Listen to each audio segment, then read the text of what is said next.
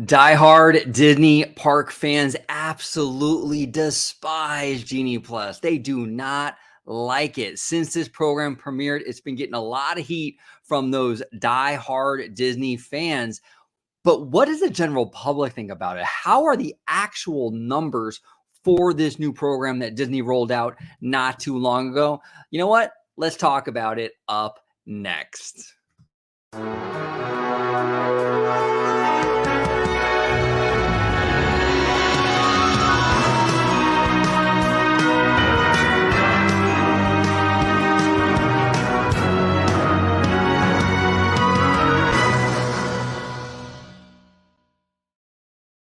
Hey everybody, welcome aboard to another episode of Orange Grove 55. Quick little programming note.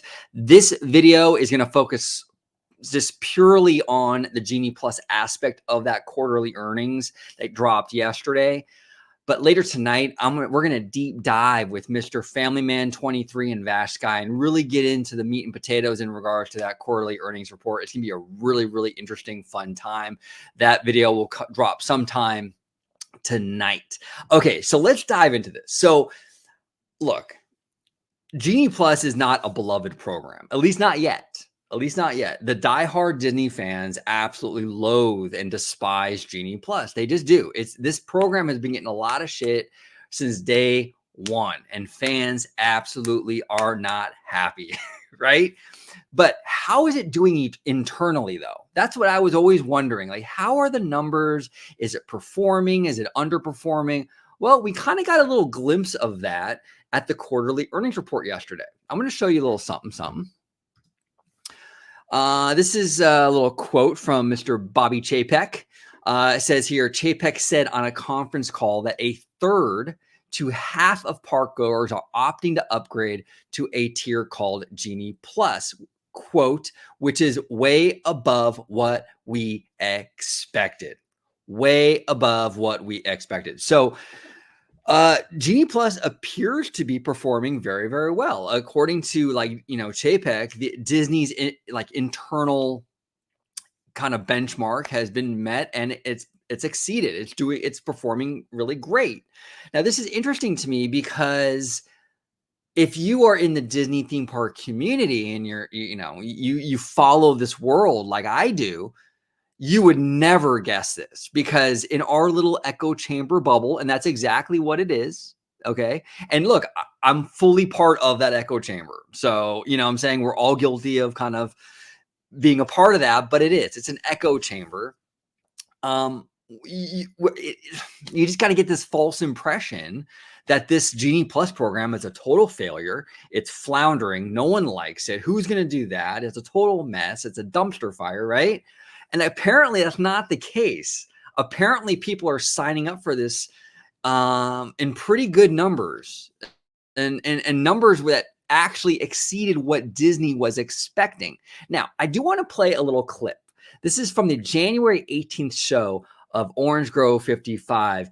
And I kind of predicted this a little bit. Let's go ahead and play that clip. A good friend of the channel, DSNY, who I absolutely love, Jack, he made a tweet recently saying like, well, if Chapek is all about the audience, then why doesn't he fix the Genie Plus thing? But the thing that I think Jack misses on that point is that in my opinion, in my humble opinion, and I'm not privy to the internal data at all, but we sort of live, all of us do, myself included. I am neck deep in this Disney stuff, okay? And I live in the bubble as well. But we kind of live in this echo chamber where we see people on social media complaining all the time about Lightning Lane, Genie Plus, yada, yada, yada. But what we're seeing on a daily basis is not necessarily what the average public is really complaining about. So when you say like, well, Chapek should look at the data and fix Genie Plus, well, he might be looking at the data. Just because he's not looking at your tweets and your complaints on Twitter in that little bubble doesn't mean that he's not reacting. The data from the general public might be through the roof for Genie Plus. Oh man, I hate to toot my own horn, but toot fucking toot. That's exactly what I was saying. This is from the January 18th show that we did. And I was saying that exact thing, is that like, just because in our little bubble we think it's a failure, and we hear the same 12 people complaining about it all day, we have this false sense of it being a certain way when it really isn't, and that the internal data might be very different. See, this is the thing. People were really going after Chapek, saying like, well, if you're all about the audience focus, about the data and going where the consumer is, and why are you not doing something about Genie Plus? That's the thing. He didn't need to do anything about Genie Plus because the numbers have been good, despite the fact that the Disney theme park diehard community doesn't like it. The vast majority of the general public seems to be buying into this. The normies are eating it up. And this is the thing. Genie Plus will continue to be a success. And I know a lot of theme park fans are not going to like to hear that, but this is the reality. Convenience always wins the day. And I've said this before, and I'll continue to say it. When it comes to film, right?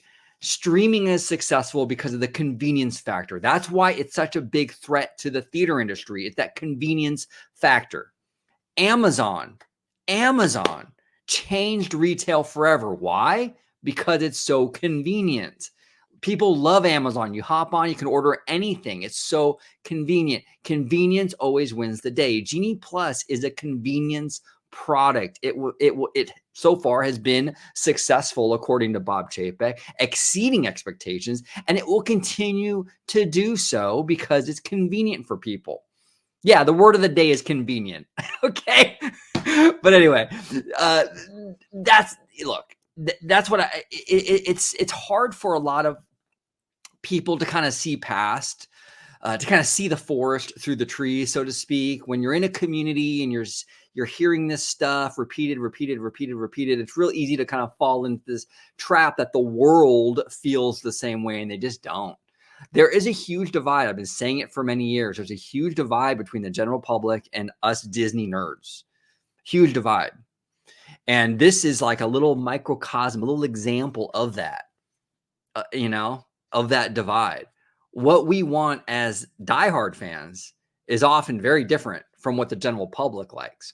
And Genie Plus is very much a tourist kind of leaning service. This is very much geared towards the tourist, towards people who go once a year, once every 5 years. It's not geared towards people who go once a month or 3 and 4 times a week.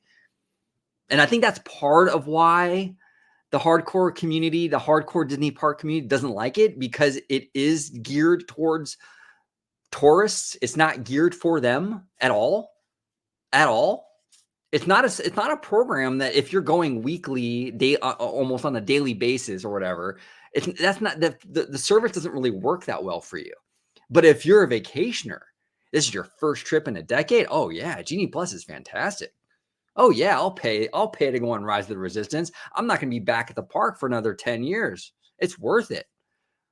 But if you're at the park 3 days a week, that's not worth it. So it's geared towards tourism. That's why a lot of locals don't like it. A lot of the diehards don't like it. But anyway, the Genie Plus numbers, he didn't really give numbers, but saying that basically it exceeded expectations, I thought was very interesting. I found that fascinating, because it's such a stark reality compared to what we're hearing in the community. So I don't know. Tune in tonight. I'm going to talk to my brothers, Mr. Vash Sky and D Family Man 23. We're going to dive into this quarterly earnings report. We're also going to talk a little bit about that finale for the Book of Boba. And I'm not talking about that kind of boba. I'm not talking about that kind of boba. I'm talking about Boba Fett. So the finale was a few nights ago, and we have a lot of thoughts. We have a lot of thoughts. But anyway, thank you all so much for watching. Smash that like button. Have a little class. Subscribe. Thank you all so much for watching. And as always, have a wonderful, wonderful day.